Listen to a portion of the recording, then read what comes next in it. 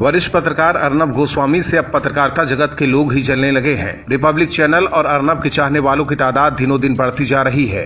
TRP में भी अर्नब और उनका चैनल नंबर 1 है, लेकिन मीडिया जगत के कुछ चैनलों और पत्रकारों को अर्नब के शोहरत से आपत्ति है। कुछ दिन पहले फर्जी टीआरपी का मामला सामने आने के बाद अर्नब को कुछ चैनल और पत्रकारों ने टारगेट किया और मामला साबित हुए बिना ही अर्नब गोस्वामी को दोषी ठहराने में लगे थे।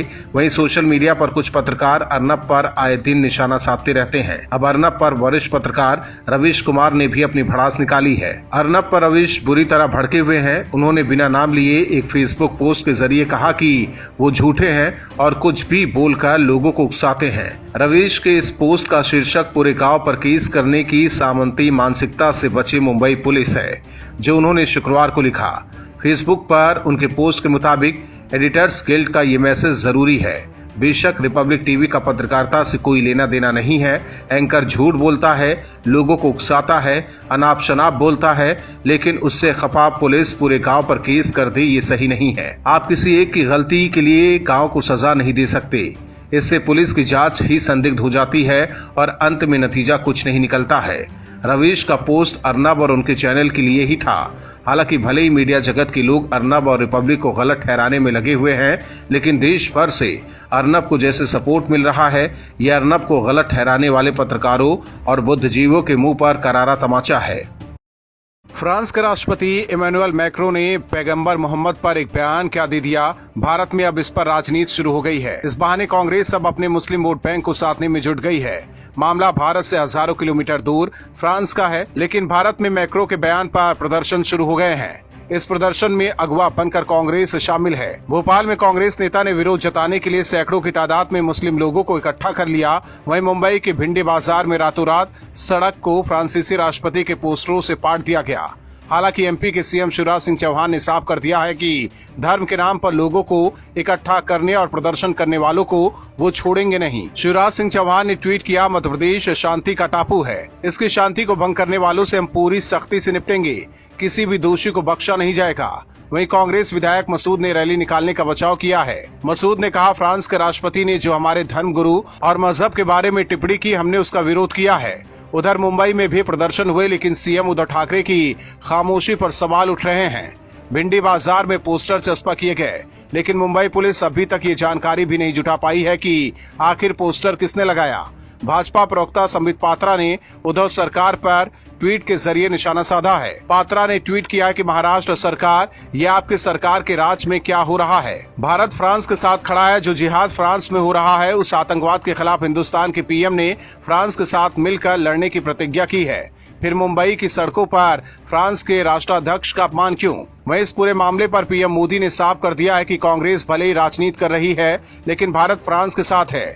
मोदी ने ट्वीट कर कहा, फ्रांस में एक गिरजाघर में हुए हमले सहित हाल के दिनों में वहां हुई आतंकवादी घटनाओं की मैं कड़े शब्दों में निंदा करता हूं। उन्होंने कहा, पीड़ित परिवारों और फ्रांस की जनता के प्रति हमारी गहरी संवेदनाएं हैं। आतंकवाद के खिलाफ लड़ाई में भारत फ्रांस के साथ खड़ा है। वहीं विवाद शुरू होते ही एक बार फिर सितंबर महीने में विवादित कार्टून मैगजीन चार्ली एब्दो ने पैगंबर मोहम्मद साहब का एक विवादित कार्टून एक बार फिर अपनी मैगजीन में छाप दिया। इससे पहले साल 2015 में भी इसी कार्टून को छापने को लेकर चार्ली एब्दो के दफ्तर पर भी हमला हुआ था, लेकिन एक बार फिर चार्ली एब्दो ने वही कार्टून छाप दिया। विवाद तब शुरू हुआ जब फ्रांस के राष्ट्रपति इसी महीने की शुरुआत में चित्र का समर्थन करते हुए कह दिया कि वो इस्लामिक अलगाववाद से लड़ना चाहते हैं।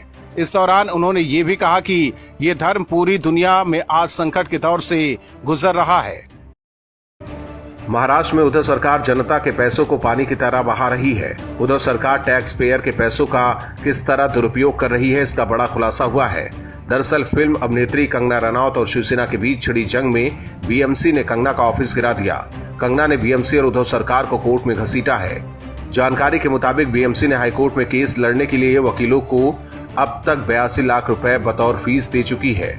इस मामले में सूचना के अधिकार के तहत लगाई गई अर्जी में खुलासा हुआ है। मुंबई के आरटीआई एक्टिविस्ट शरद यादव ने बीएमसी से पूछा था कि कंगना के केस में किस वकील को अपॉइंट किया और उसे कितना पेमेंट किया गया। बीएमसी ने जवाब दिया कि हाईकोर्ट में केस लड़ने के लिए वकील आकांक्षा चिनॉय को अपॉइंट किया गया। उन्हें 11 बार में 82.5 लाख रुपए का पेमेंट किया गया है।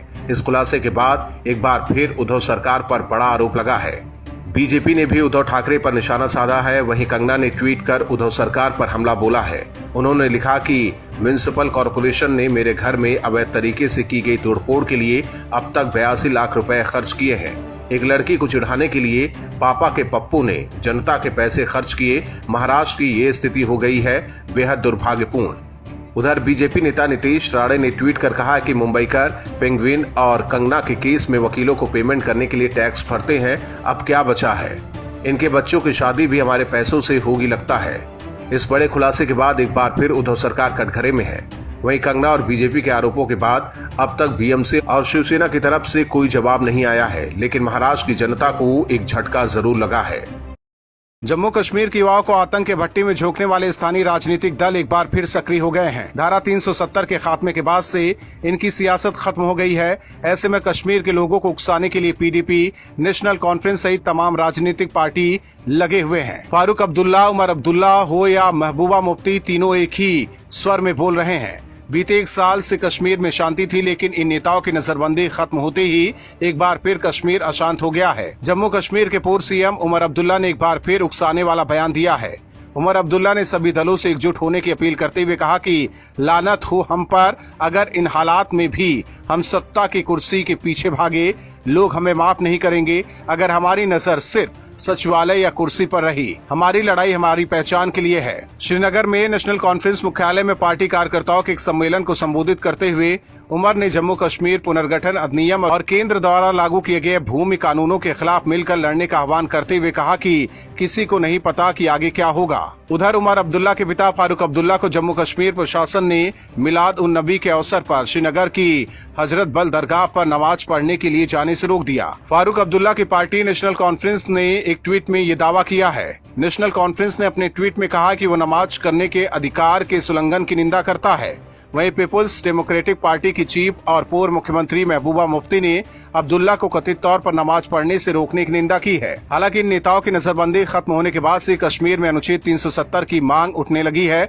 ऐसे में एक बार फिर कश्मीर के हालात खराब हो रहे हैं। अब देखना होगा मोदी सरकार फारूक अब्दुल्ला, उमर अब्दुल्ला और महबूबा मुफ्ती पर कब कार्रवाई करती है।